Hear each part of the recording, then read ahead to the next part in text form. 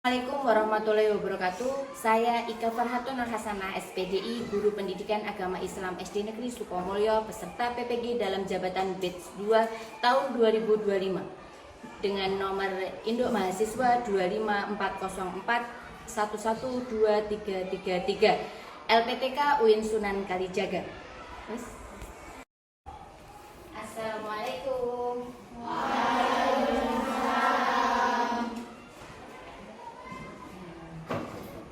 Hari ini kita mau belajar pendidikan agama Islam. Sudah siap buat belajar? Sudah. Yuk. Sebelum kita mulai belajar seperti biasa, apa? Sebelum belajar kita mau apa? Hah? Mau berdoa. Oke, silakan buat ketua kelas, silakan memimpin berdoa di depan.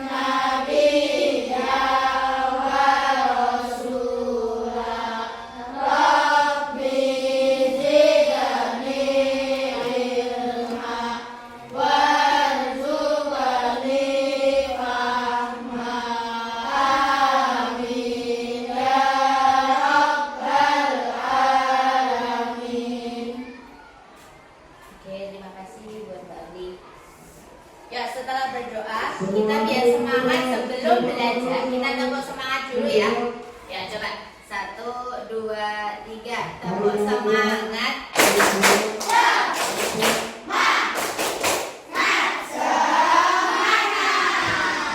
Kayaknya kurang kompak deh. Pojok-pojok belakang belum ada suaranya. Coba diulang lagi. 1, 2, 3. Tepuk semangat.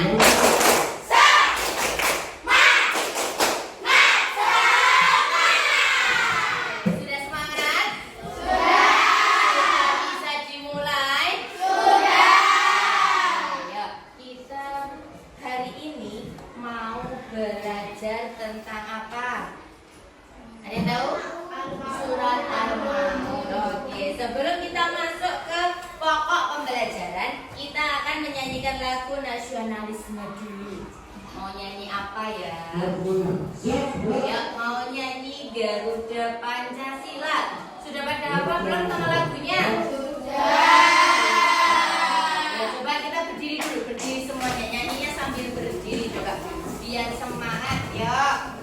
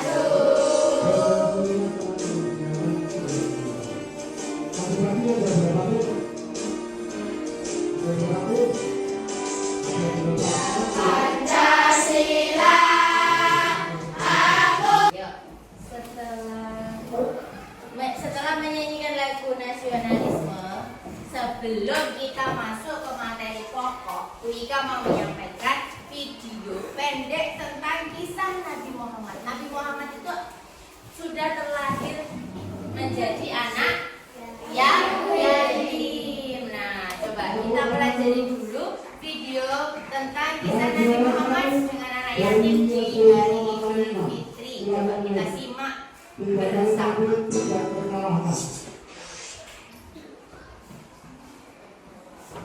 Ya Seperti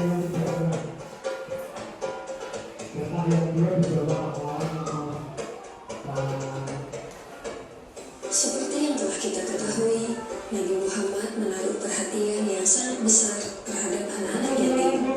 Pada suatu hari raya, Nabi Muhammad pergi keluar rumah untuk melaksanakan sholat Idul Fitri, sementara anak-anak sedang bermain dengan gembira di jalanan.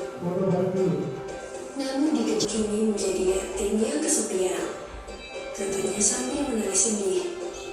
Sayyidina Abu Bakar As-Siddiq. Apa yang bisa diambil tadi ya? Apa yang bisa diambil dari kisah ini tadi? Ternyata bapaknya ikut apa? Ikut berperang. Terus akhirnya dia apa? Gugur. Terus akhirnya menjadi anak yatim. Sedih gak sih kalau dilihat? Sedih, tapi tetap harus semangat karena gak cuma cukup dengan sedih. Kalau kita sedih berkelanjutan, pasti ayah kita pun juga akan ikut sedih. Kalau kita bersemangat, pasti juga beliau akan di sana mendoakan kita selalu. Oke, selanjutnya tadi Bu Ika belum absen. Coba Bu Ika mau absen. Azmatul Rizal hadir. Nah, terus ada di kelompok yang sana Kamila hadir, ada Misha hadir. Ada kelompok 1, kelompok 2, kelompok 3, kelompok 4, kelompok 5. Bu Ika mau kasih soal, Bu Ika mau kasih lembar kerja peserta didik atau LKPD. Nanti silahkan diisi dan silahkan dipresentasikan ke depan. Ya, Bu Ika kasih waktu, jangan lama-lama tapi terus dikerjakan, dikompromikan dengan teman-temannya.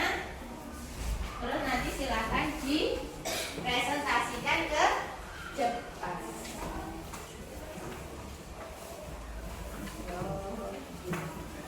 Silahkan bekerja sama.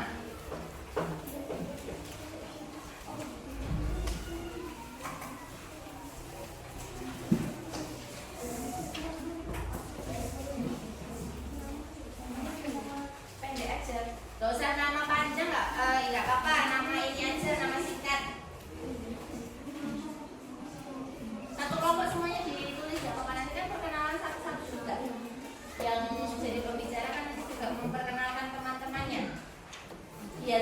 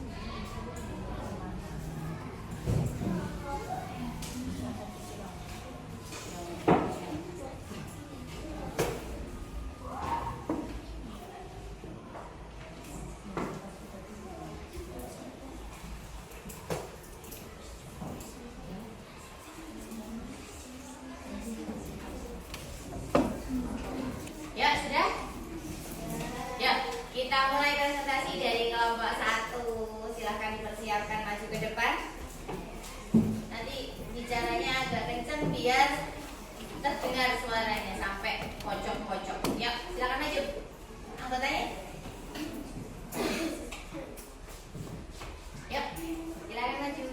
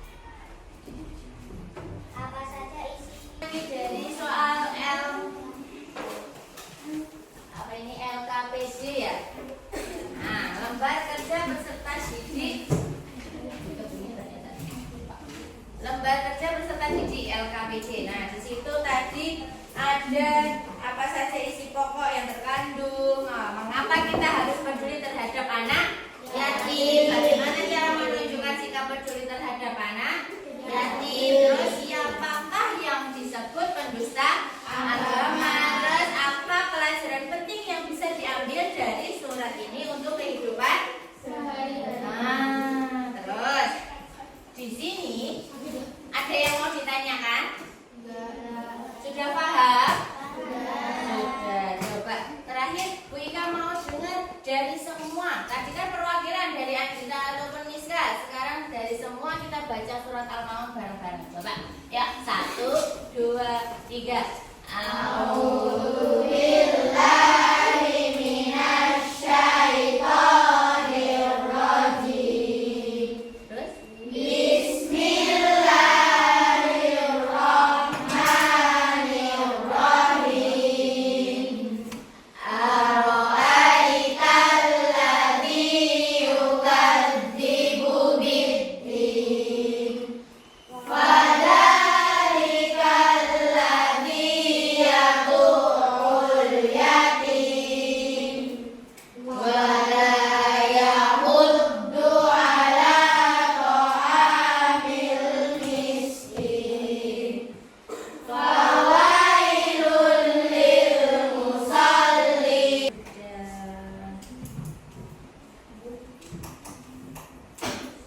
Terus adakah anak yatim di sekitar rumahmu? Ada. Apa yang sudah kamu lakukan untuk membantu mereka? Apa? Memberi bantuan apa? Seperti apa? Makanan. Terus barang yang berguna. Kebutuhan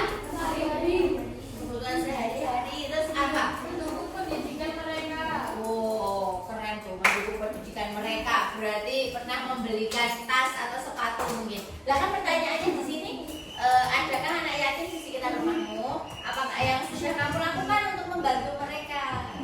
Berarti membantu pendidikannya pernah membelikan sepatu dan tas ya. Keren berarti. Terus bagaimana sikap kita agar ibadah tidak sia-sia? Harus khusyuk, tulus, ikhlas. Nah, jadi hindari sifat ria. Oke. Terus apa lagi? Mengapa kita harus menyayangi anak yatim? Kenapa? Agar dapat pahala. Agar dapat pahala. Terus apa lagi? Masuk surga. Duduknya yang bagus. Ya, apa lagi? Mengapa sih kita harus menyayangi anak yatim? Masuk neraka. Ya karena Nabi Muhammad saja menyayangi anak yatim. Padahal Nabi Muhammad itu siapa? Ayo, suri tauladan kita lah. Masa suri tauladannya aja menyayangi anak yatim, kita tidak? Iya nggak? Iya. Nah, berarti contohnya aja Nabi Muhammad ajar menyayangi anak yatim, kita harus menyayangi. Oke. Terus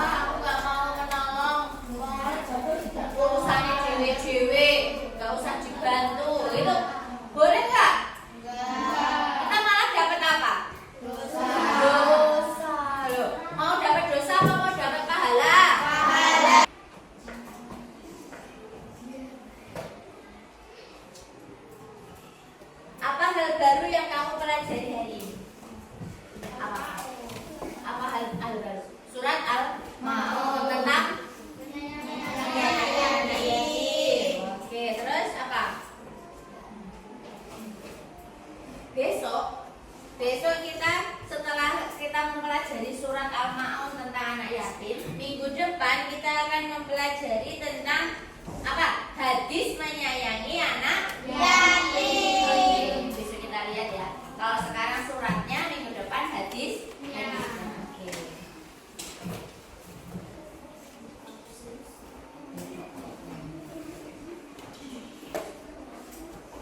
Ya sudah sampai di penghujung pembelajaran nak. Evaluasinya sudah cukup. Ya boleh silakan berkemas-kemas. Bukunya dikemas-kemas, dirapikan. Jangan ada sampah di laci, di meja itu jangan. Ya, nanti tetap piket loh ya. Enggak, terusnya jangan sampai ada sampah atau buku yang tertinggal di laci ya. Ya, ketua boleh memimpin.